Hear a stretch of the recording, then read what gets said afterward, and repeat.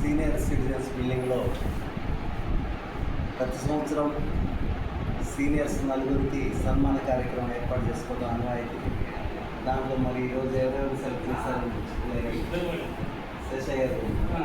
శేషయ్య గారు యూత్ కదా, ఆయన మీరు దీంట్లో కలపద్దు. కృష్ణమూర్తి గారు అట్లా మా కొల్లి నాగేశ్వర గారికి మీ అందరికీ కూడా ముందుగా నమస్కారాలు తెలియజేస్తూ, ఈ బిల్డింగ్కు పెద్ద చరిత్ర.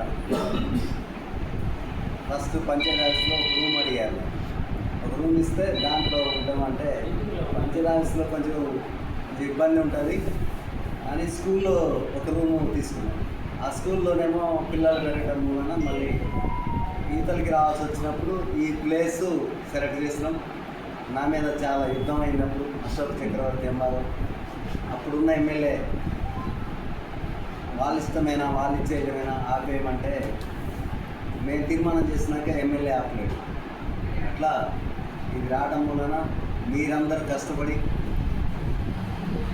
సీనియర్ సిటిజన్స్ పిల్లలు కానీ వాళ్ళ స్టూడెంట్స్ కానీ వాళ్ళందరూ శ్రమతోటి వాళ్ళు ఇచ్చిన మనీతోటి బిల్డింగ్ మంచిగా పూర్తయింది. ఇది ఉన్నందుకు ప్రతి ఒక్కరికి ఉపయోగం జరుగుతుంది. ఇక్కడికి వస్తే వాళ్ళకున్న సమస్యలు చెప్పుకుంటారు, ప్రశాంతంగా ఉంటారు, ఇంటికి వెళ్తారు, మళ్ళీ సాయంత్రం వస్తారు. అలాంటి పరిస్థితి ఎక్కడ లేదు, మన కొత్తగూడెంలో అయితే లేదు. ఇది మనం మంచి ఉద్దేశంతో పెట్టుకున్న మీ బిల్డింగ్ని అదే ఉద్దేశంతో కొనసాగాలని, రేపు భవిష్యత్తులో సాంబశివరావు గారు ఇప్పుడు ఎమ్మెల్యే ఉన్నారు, మళ్ళీ కూడా ఉండాలని మనం కోరుకుంటున్నాం. అట్లనే రేపు జరగబోయే గ్రామ పంచాయతీ ఎన్నికల్లో మళ్ళీ మంచి సర్పంచ్ని మనం ఎన్నుకొని, లేడీ రిజర్వేషన్ వచ్చింది, మీకు సార్ ఒక మంచి క్యాండిడేట్ను చూపెడతారు.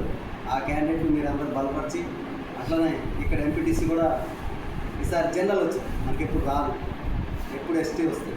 ఈసారి లక్కుగా జనరల్ వచ్చింది. ఇదేమో చిన్న ఎంపీటీసీ కాదు, ఒక 7,000 ఓట్ల పైన ఉంది.